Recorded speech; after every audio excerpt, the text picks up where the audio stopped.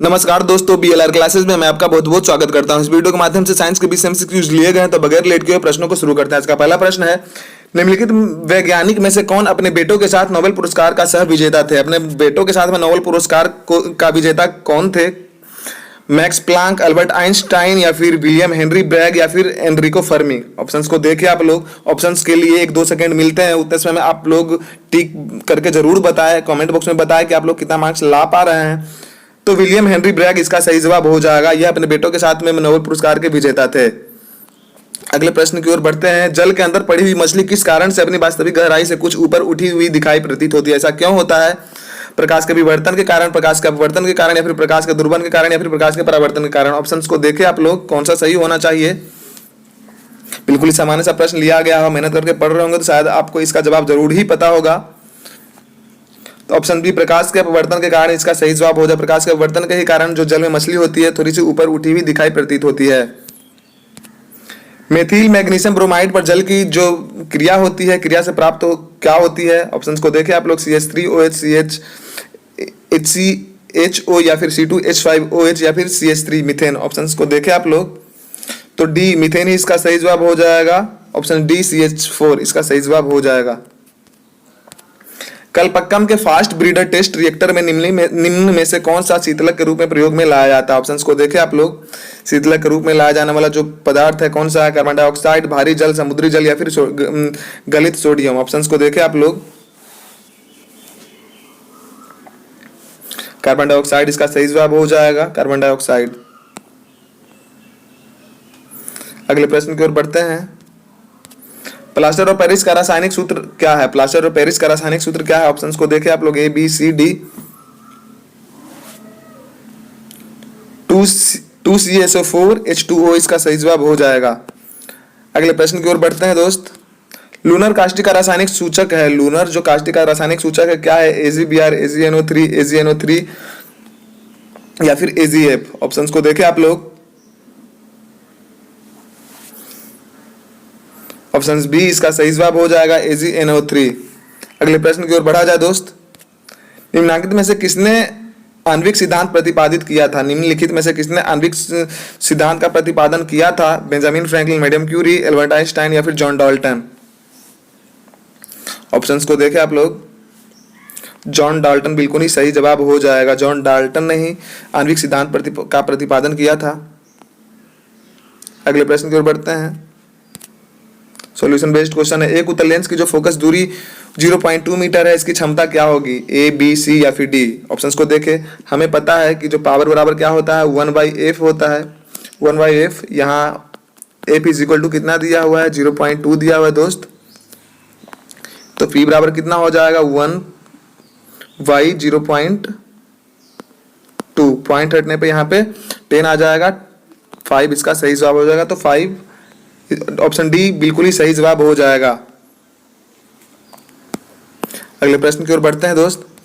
शनि के छल्ले किससे बने होते हैं? जो शनि के चारों ओर जो अराउंड में छल्ले बने हुए होते हैं, रिंग बने होते हैं, किसके बने होते हैं? गैस और बादल का, बर्फ और चट्टान के बड़े टुकड़े का, वायु और तूफान का, या फिर उपग्रह का? ऑप्शंस को देखें आप लोग।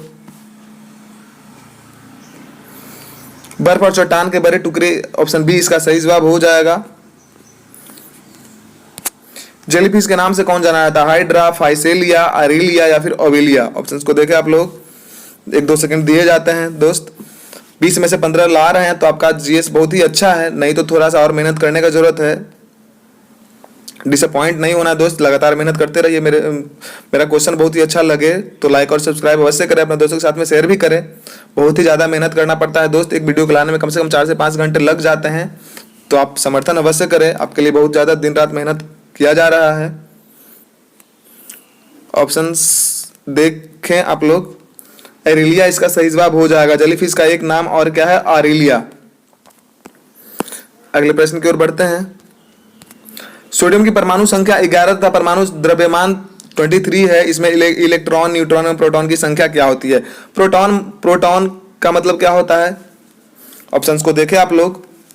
प्रोटॉन, न्यूट्रॉन और इलेक्ट्रॉन का मतलब क्या होता है? शायद आप सबको पता होगा। परमाणु संख्या ही परमाणु जो संख्या होता है वो प्रोटॉन होता है। तो प्रोटॉन कितना हो जाएगा? 11। और जो इलेक्ट्रॉन होता है परमाणु संख्या के ही बराबर होता है। ऑप्शंस को देखें आप लोग, तो ऑप्शन डी बिल्कुल ही सही जवाब हो जाएगा। ऑप्शन डी इसका सही जवाब हो जाएगा।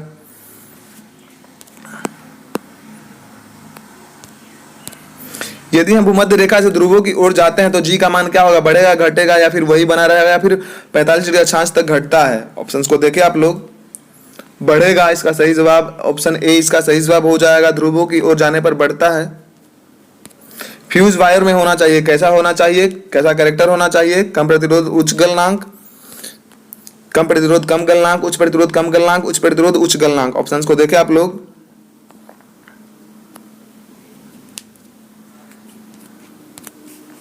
उच्च प्रतिरोध कम गलनांक बिल्कुल ही सही जवाब हो जाएगा। ऑप्शन सी सही जवाब हो जाएगा। अगले प्रश्न की ओर बढ़ते हैं। अधिपादप वैसे स्थानों पर पाए जाते हैं जहां तापमान काफी कम होता है, ऑक्सीजन का सांद्रण उच्च होता है, पूरा जो साल होता है वर्षा होते रहता है, वर्षा मौसम के अनुसार होती है। ऑप्शंस को देखें ध्यानपूर्वक, वर्षा पूरे वर्ष जहां होते रहती है वही अधिपादप जो प्रकार के जो पौधे होते हैं वही पाए जाते हैं। मलेरिया परिजीवी जो होता है जीवन चक्र जो विभिन्न चरणों में क्रम में दर्शाया किस में जाएगा। आप लोग ऑप्शंस को देखें, ए बी सी या फिर डी। ऑप्शंस को देखने के लिए 2-3 सेकंड दिए जाएंगे, तो ध्यान से देखें आप लोग, क्योंकि लंबा लंबा ऑप्शन लिया गया है इसका।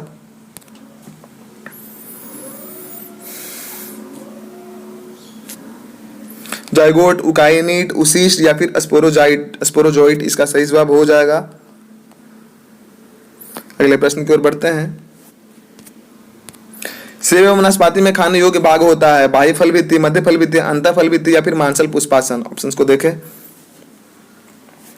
तो मांसल पुष्पासन बिल्कुल ही सही जवाब हो जाएगा। प्रश्न अच्छे लगे तो लाइक और सब्सक्राइब प्लीज अवश्य करें, दोस्तों के साथ में शेयर भी करें। एक सामान्य प्रौढ़ व्यक्ति के रक्त का दबाव कितना होना चाहिए, 120 से 80, 140 से 100 या फिर 160 से 60 या फिर 100 से 80। ऑप्शंस को देखें आप लोग, तो 120 से 80 इसका सही जवाब हो जाएगा। 18वें प्रश्न की ओर बढ़ते हैं। एल्यूमिनियम के संबंध में निम्न में से कौन सा कथन सही नहीं है। ऑप्शंस को देखें आप लोग, ऑप्शंस को देखें दोस्त। एल्यूमिनियम प्रकृति में स्वतंत्र अवस्था में पाया जाता है। ऑप्शन बी इसका सही जवाब हो जाएगा। कार्बन टेट्राक्लोराइड को अन्य किस नाम से जाना जाता है। कार्बन जो टेट्राक्लोराइड को अन्य किस नाम से जाना जाता है, मार्स गैस, मस्टर्ड गैस या फिर पायरीन या फिर पायरोल। ऑप्शंस को देखें आप लोग, पायरीन बिल्कुल ही सही जवाब हो जाएगा। कार्बन टेट्राक्लोराइड को जो पायरीन के नाम से भी जाना जाता है। अगले प्रश्न की ओर बढ़ते हैं, जो कि आज का लास्ट क्वेश्चन है दोस्त।